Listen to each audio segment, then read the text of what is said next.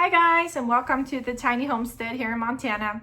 I decided to make this video because I've been getting some questions locally and online about just wanting to know more about who we are and why we do what we do. So let's get right into it.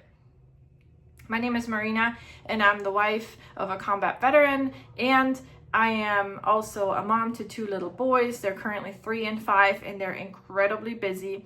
And we've been able to work these last 10 years toward a common goal, which is for us to be able to stay home and work small businesses at home and be sustainable, save money, not be in this constant consumer mindset. Though I do love certain products that have really helped us in our tiny homestead, as well as my other business that I run.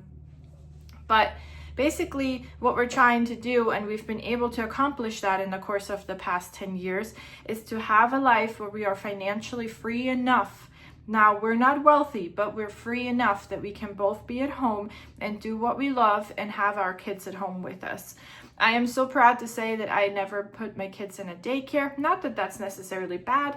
This is for everybody else, to decide for their own. But I didn't want to do that. I always wanted to have my kids at home with me. Aside from the fact that daycare in the US is incredibly expensive and a huge waste of money if you have a choice. And for us, thank goodness, I actually had the choice and I decided to keep my kids home. That also now, fast forward to my older one being 5 years old now. People are asking, are we putting them in kindergarten? Are we putting him into a school? And the answer in short is no. He is a very busy kid. He would probably be labeled as an hyperactive child, someone that probably won't listen so well if he were to be put in a regular school system. So one of the main reasons why I do what I do and I try so hard is because our goal is to homeschool these kids and basically break the cycle of putting them into these traditional public schools where there's other kids. We don't have control over what they're doing, what they're being taught every day.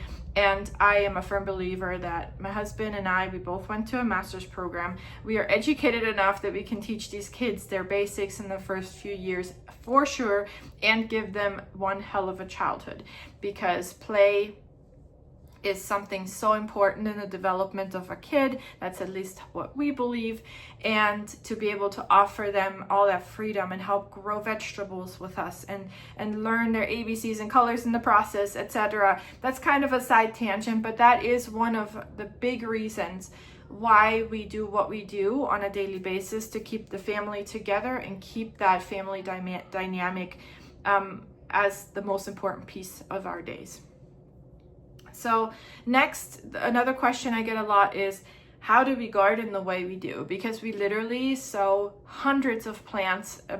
We start in January for the ones that we want to keep and grow really, really big and successful. And then we start literally plants every single month up until about March and April, still indoors in our separate little, I say grow room, but it's really just a spare bedroom.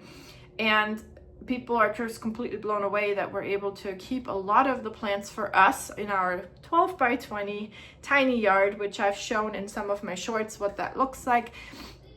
But we also literally sell hundreds of plants, including tons of cool herbs and interesting things. We have accumulated amazing seeds over the years, like local Montana-based seeds. So we love heirloom tomatoes and the seeds. We keep the seeds of plants that do really well. We dry them, we keep them for next year, etc. So we're really building this ecosystem of healthy plants that do well in Montana. And then in the spring, we sell those starts to local people and they absolutely love it. Also because we have unique varieties that you just can't find in the local nurseries either. So that's the fun part. That's what we love about this. Now don't get me wrong, when we have a couple hundred plants at a time to take care of and put on feeding schedules and so on, it does require a lot of time and patience, especially when you have little kids. But we do love it so much that it feels like still a hobby that makes money and sustains itself. We are not making a fortune with it, but it basically pays for everything we need to grow these plants, to buy the right type of soil, to buy the organic fertilizers, etc. So we can actually basically grow our vegetables for free and then pass on some to friends and family as well. Now, one of the reasons why we even started growing vegetables in the first place is because my husband, as I mentioned, is a combat veteran, and some person that I've talked to a few months ago said it best.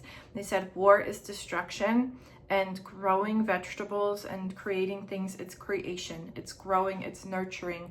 And so it was originally my husband's little hobby, which really was just a tiny little corner in a spare room that had a couple of seedlings, and we grew them up to be bigger. And I didn't start until last year kind of joining that momentum, and I actually wound up helping that whole operation, which we managed to scale this to several hundred plants. And it is such a fun thing to do, to be able to go out there every day and take care of the garden. There's something that makes my soul, and my husband's as well, and our kids, so happy.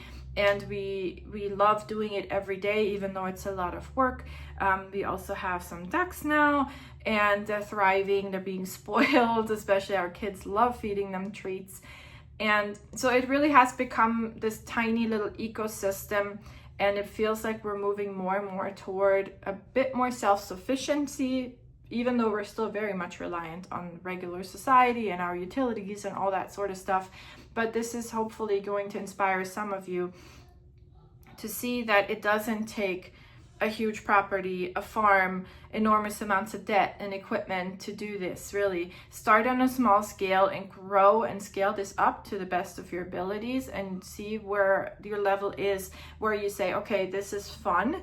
And then eventually you will hit a point probably where you're saying, okay, this is nothing but stressful now and too hard to manage. After we've hit several hundred plants in our tiny space, I realized, okay, now it's serious work. Now it's actually something that if I don't want to do it and I don't do it, then my plants die. So we kind of realized, okay, this place right now, but there's a certain cap to how much we can accommodate without this becoming a complete shit show. And so we actually, and I mentioned this in a previous short just recently, we also have put in an offer on a different house. It is not a new house, but to us it's new. It's an older house, and it has 0.27 acres. So it's still very small comparing to other people's homesteads and these half acres, or even multiple acres. But this is what we can afford, and this is what will work for us. We're going to be able to scale up even more and nurture this hobby, which is turning into a small business. And it's been just absolutely exciting for all of us, and our kids will finally have way more space to roll around, to jump and run and gun with the animals. We also have 2 little dogs, a mini Aussie and a Beagle mix. So I feel like we're all going to be able to kind of grow into that next step up without breaking the bank, and it'll still also stay true to this tiny homestead branding that we've created over the last 2 years. And I can't wait what the future will bring. We will definitely scale up, and I'm going to make sure that this channel is all about that, including some little tips and tricks here and there. For example, I have a bread recipe that I can't wait to show you, because it is the most simple, easy bread recipe. Because one of the things is that artisan bread, at least here for us in Montana, costs an absolute fortune. I think it's about $8 to $9 a loaf right now. And so I no longer buy the bread. Right? I love the flavor, I love the seeds on it and all the things, but it's just too expensive. So there's ways for me to save a lot of money and still get this fresh, crunchy bread. And one of them is my simple bread. It literally takes 1 minute to put together. You set it away for about 2 hours, you put it in the oven, and you're done. There's no sourdough starter stuff, nothing. So these are all the kind of things that I want to start sharing with you guys, showing you over the years the simplicity that we've been able to develop, where things are easy, fast, cheap, and just that's what makes it sustainable, right? Because if something is difficult and you have kids, and like I haven't even fully gotten ready for the day, and I just felt inspired to make this video, and this is real life. My office / grow room is literally the same thing. Like, I'm also a web designer by trade, and I have a small business. I have a small web design agency. My office is the same as the grow room. So combining all that together, I just want to show the real life, right? And how you can become financially free and have freedom of time too, and time to dedicate to your family. It's not always pretty. It's not Instagram perfect. It's not a Pinterest board. It's just real life and real things that we've learned over the years, because I have always known, as a side note, people that know me, they know this about me. I have always known ever since I was a teenager that I do not want to work a 9-to-5. I would absolutely die inside if I just had to work for somebody in a possibly even toxic work environment and then work my way up somewhere only to have to start over somewhere else eventually. Most of us don't stay in the same job our whole life. So anyway, all that to say, I will make some more of those videos. If you have any specific question about us or what we do, how we do it, please comment below, let us know, and I'm happy to make videos about it. I'm just starting this channel, so I have all the time in the world, and I can't wait to get to know you guys, and I can't wait to show what we do and inspire all of you. Let's become a little bit more self-sufficient, self-sustainable, and I really appreciate you following the Tiny Homestead.